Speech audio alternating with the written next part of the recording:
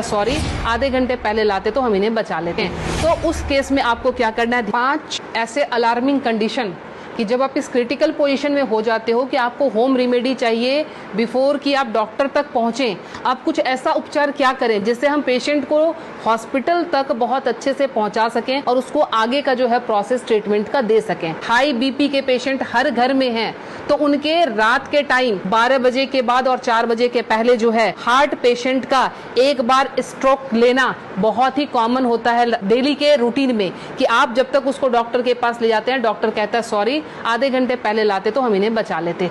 तो वो time spam आपको कैसे बढ़ाना है ताकि हम मरीज को ट्रीटमेंट दे सकें। तो उस केस में आपको क्या करना है, ध्यान रखें ये जो हमारे फिंगर्स के सामने ये नाखून जो मैं पॉइंट कर रही हूँ, इस पॉइंट को आप लोकेट करके ध्यान से देखें, ये हमारे बाइलेटरल है, मतलब दोनों ही हाथों की उंगलियों पे हम इसको इस्तेमाल कर सकते हैं। जब भी आपको लगे कि कोई पेशेंट बिल्कुल उसका जो है बीपी बहुत हाई चला गया है और आपको डॉक्टर तक जाने के पहले अगर उसको स्ट्रोक ना आ जाए, लाइफ उसकी खत्म होने से बचाने के लिए आपको सिंपली क्या करना है, आप कोई भी पिन ले लेंगे, पिन लेके आप उसको सिंपल जिस तरह से हमने पिन लिया, आप घर में सेफ्टी पिन ले सकते हैं, क्योंकि उसको थोड़ा सा आपने डिटॉल या उसे स्टरलाइज कर लेंगे। स्टरलाइज करने के बाद सिंपल आप यहाँ पे प्रिक करेंगे और प्रिक करके यहाँ से आप थोड़ा सा ब्लड जो है इस तरह से 5 to 10 ड्रॉप्स इस तरह से निकाल देंगे। ये ध्यान रखें, ये बहुत ही इमरजेंसी केस है और ये करते ही आपके पास पेशेंट के लिए एटलीस्ट 3 से 4 घंटे मिल जाएंगे कि आप उसको डॉक्टर तक सेफली पहुंचा सकते हैं और वहां उसको ट्रीटमेंट मिल सकता है। दूसरा काम, अगर ये भी करने की हिम्मत आप में नहीं है, फ्रिज का ठंडा दूध 1 गिलास उस पेशेंट को पिला दें। ठंडा दूध पिलाते ही आपके पास ड्यूरेशन बढ़ जाएगी, आप 2 घंटे तक हॉस्पिटल के अंदर उनको लेके आप जा सकते हैं। ध्यान रखें। दूसरी हमारी अलार्मिंग कंडीशन जो होती है वो होती है एसिडिटी की। एसिडिटी समटाइम्स इतना हाई हो जाता है कि रात को सोना मुश्किल, सीने में जलन और भारीपन, उस केस में भी लगता है जैसे हमें हार्ट की प्रॉब्लम आ रही है। उसमें क्या करेंगे, उस केस में कि हमने इस पॉइंट को, एसिडिटी की केस में आपने इस पॉइंट को लेना। पॉइंट लोकेट कैसे करेंगे, तो आपने इस तरह से अपने थंब के इस वाले पॉइंट को, फर्स्ट पोर को यहाँ से मेजर कर लेंगे, खोल के यहाँ से मेजर करके आपका जहां ये टच हो रहा है यहाँ से आपने इसको प्रेस करना शुरू किया। 20 to 30 टाइम्स इसको आप डीप प्रेस करेंगे।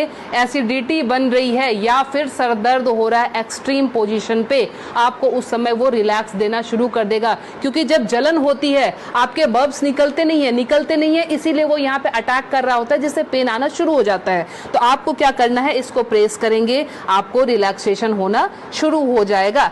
तीसरी चीज, हमारे मोशन सिकनेस या हम ट्रैवल कर रहे हैं तो हमें वॉमिटिंग आती है, या जनरल केस में भी अगर वॉमिटिंग आती है या नॉजिया रहती है, वॉमिटिंग टेंडेंसी, वॉमिटिंग आ नहीं रही है बट ऐसा लगता है कि वॉमिटिंग आएगी, इस केस को हम कैसे हैंडल करेंगे।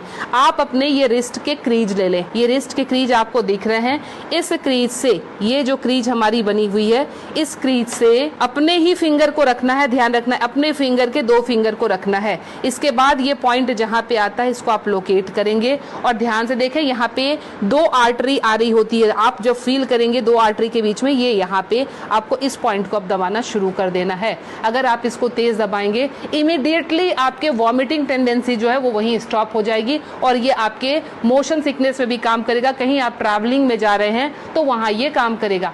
अब मोशन सिकनेस को रोकने के लिए घरेलू उपाय क्या करें। पुराने जमाने में ध्यान है आपको 10 पैसे के और 5 पैसे के सिक्के मिलते थे, वो सिक्के अगर आपके पास हैं तो सिक्के को सिर्फ मुंह में रख लेना है, कुछ नहीं करना है। वो रख के, या पान के पत्ते, ध्यान रखें मैं पान खाने की बात नहीं कर रही हूँ, उसमें गुलकंद और वो सब मिलाने की, मैं सिर्फ कह रही हूँ पान के पत्ते, वो आप चबाते हुए चले जाएंगे, आपका मोशन सिकनेस जो है वो कंट्रोल हो जाएगा। तीसरी चीज जो आती है एलर्जिक अस्थमा की, मतलब एक ही आपको स्ट्रोक आया और आपके जो है बिल्कुल सांसें फूलनी शुरू हो गई, सांस नहीं आ रही है, हेवीनेस आ रही है, उस केस में आप क्या करेंगे, अपने नाक को खोलने के लिए, ताकि ब्रीदिंग आपकी एकाएक स्टार्ट हो जाए, आप अपने हाथ को लेंगे और इस तरह से नाक को सटाएंगे। नाक की टिप जो है हाथ के जिस पार्ट को टच कर रही है उसको दबाना शुरू करेंगे, और ये बहुत पेनफुल होता है, ध्यान रखें। आप अपने आप भी इसको दबा नहीं पाएंगे, बहुत ज़्यादा पेन होता है। हमने पेशेंट को ऐसे किया, ये टिप जहाँ पे आया, और ये 90% पेशेंट को ये पेनफुल वैसे भी होता है। आप उठा लीजिए, अब ये यहाँ पे इनका टच हुआ था, ये जब हम दबाएंगे 90% पेशेंट को वैसे भी, क्योंकि हल्के हल्के एलर्जी की प्रॉब्लम इन दिनों महामारी के बाद लंग्स सबके वीक हुए हैं, तो सबके जो है ये प्रॉब्लम रहती ही रहती है। लास्ट में आपको बता रही हूँ इंसोम्निया के लिए, नींद नहीं आती है उस केस में आप क्या करेंगे। नींद नहीं आने के केस में हमने क्या करना है कि ये हमारा ईयर लोब है, ये पूरा सेक्शन जो है ये ईयर लोब का है। रात को आप क्रीम या तेल लेकर इस सेक्शन की इस तरह से हल्के हल्के हाथों की मसाज देंगे। ये हल्के हल्के हाथों की मसाज देंगे, इससे आपको नींद आनी अच्छी शुरू हो जाएगी। साथ में और क्या इंक्लूड करें, हमारा जो टॉप ऑफ द हेड है, बिल्कुल सर का ऊपरी सिरा, यहाँ पे आप टैपिंग करेंगे।